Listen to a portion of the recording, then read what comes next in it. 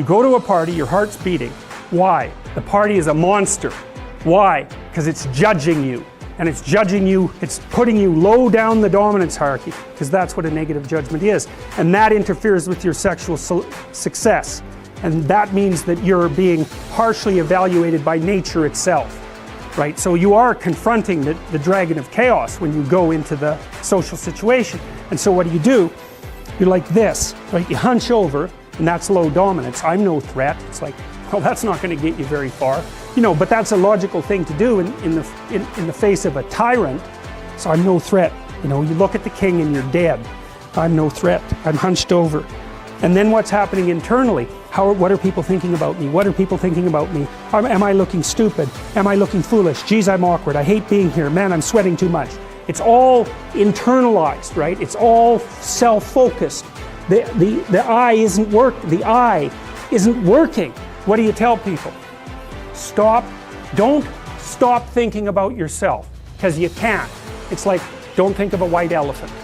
White elephant, white elephant, white elephant. You can't tell someone to stop thinking about something because they get caught in a loop. What you do with socially anxious people is you say, look at other people. Look at them, right? Why? Because if you look at them, you can tell what they're thinking. And then unless you're terribly socialized, and some people are. Some people have no social skills, and so the reason they can't go to a party is because they don't even know how to introduce themselves. Like no one ever taught them how to behave. And so they're really good candidates for behavior therapy, because you walk them through the process of how you actually manifest the procedures that are associated with social acceptability. But most people aren't like that. They have the ability. So if they're really introverted and high in neuroticism, they can usually talk quite well to someone one-on-one. Why? Because they look at them. Well, if I look at you, it's another thing to do if you're ever speaking to a group of people. Never speak to the group of people. It doesn't exist. You talk to individuals, and then they reflect for you the entire group, because they're all entrained. So you look at one person, they broadcast to you what everyone's thinking, and you know how to talk to one person. So it's easy. So as soon as you focus on the person, not you, you push your attention outward, use your eye, you push your attention outward, and you start watching. Well, then all your automatic mechanisms kick in, and you stop being awkward. Because if we're talking, and I'm looking here, I don't know what you're going to do next, and I'm going to put disjunctions into they're like bad chords in the melody of our conversation. And the reason is I'm not paying attention. So that's why the eye is the thing at the top of the pyramid. It's like the thing that enables you to win the set of all possible dominance hierarchies is the eye. Pay attention. Pay attention. That's the critical issue. That's why the Egyptians worshipped Horus. That's why Horus was the thing that rescued Osiris from the depths. It's the capacity to pay attention. What do you pay attention to most? What your right hemisphere signals as anomalous. It attracts your attention. It's like, this isn't going quite right. I'm not looking at that. Wrong. That's what you look at. That's what you look at. What's not going right. Because that's the terrible monster that might eat you, but it's also the place you get all the information. So that's why it's useful to have discussions with your enemies, because they will tell you things you do not know. And that's such a great thing, because if you don't know them, well, you're not very smart, are you? You know, there may be a time when you go somewhere that's the thing you need to know. And maybe your enemy will tell you why you're such a fool, you know, and a bunch of other things that aren't true too. But even one thing that's accurate, it's like, yeah, thanks very much, man, maybe I'll do some work on that, and I won't have to carry that forward. So, and then that's part of the reason, again, why the terrible predator, it's always the terrible predator that has the gold. It's like, it's the person who delivers the message you do not want to hear. So it's rough, but it doesn't matter. Life is rough. To move forward, you know. I mean, I've dealt with lots of people who have anxiety disorders, you know. And one thing about people who have anxiety disorders is they are not mysterious to me. I understand, it's no problem for me to understand why people have anxiety disorders, or why they're depressed, or why they have substance use problems. The mystery to me is always why people don't have all of those things at once. Because Everybody has a reason to be anxious. In fact, we have the ultimate reason to be anxious because we know that we're vulnerable and we know that we're going to die. And how you cannot be anxious under those circumstances is a great mystery. It's a massive mystery. And the same thing applies with regards to depression. And then the same thing applies to some degree with regards to drug and alcohol abuse. As I said last week, there's plenty of reasons to drown your consciousness in alcohol. That's for sure. We could refer to the aforementioned anxiety and depression, not least. And so, and the sorts of drugs that people are prone to take are chemicals that take the affective edge off the tragedy of life. So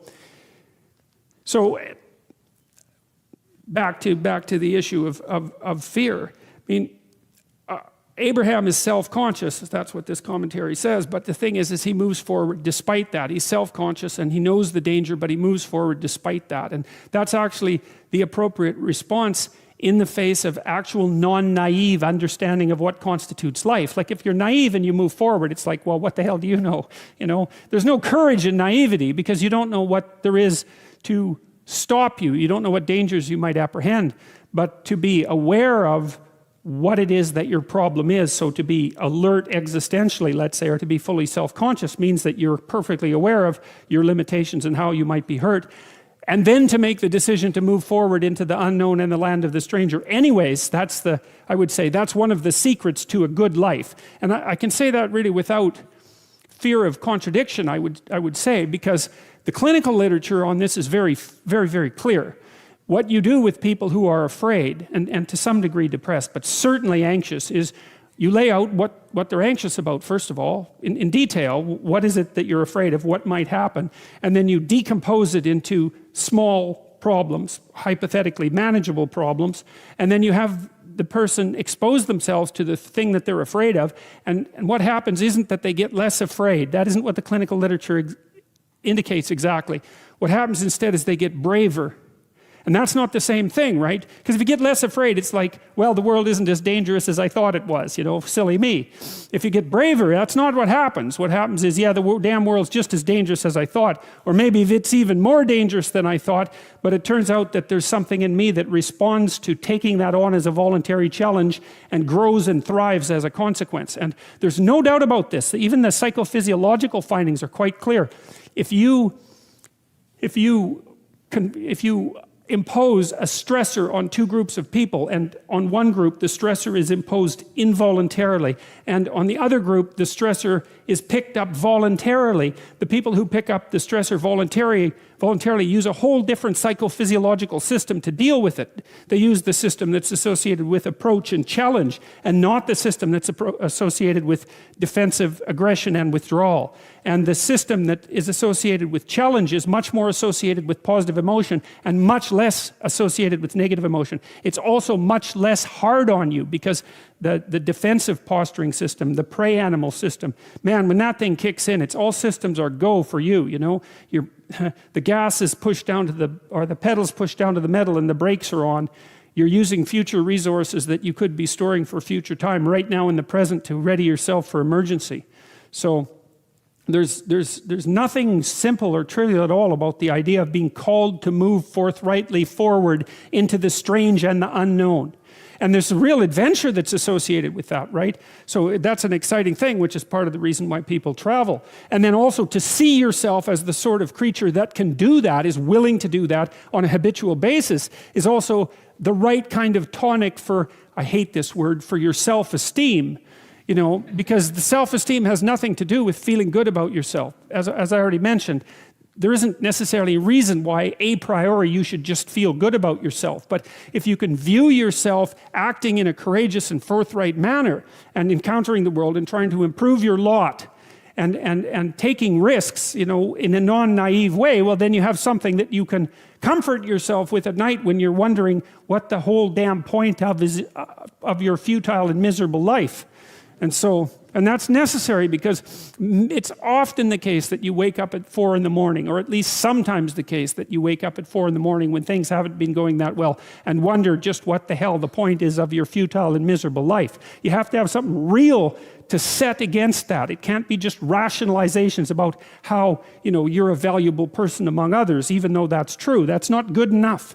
You need something that's more realistic to set against that. And observing courage in yourself is definitely one of the things that can help you sleep soundly at night when things are destabilized a little bit around you.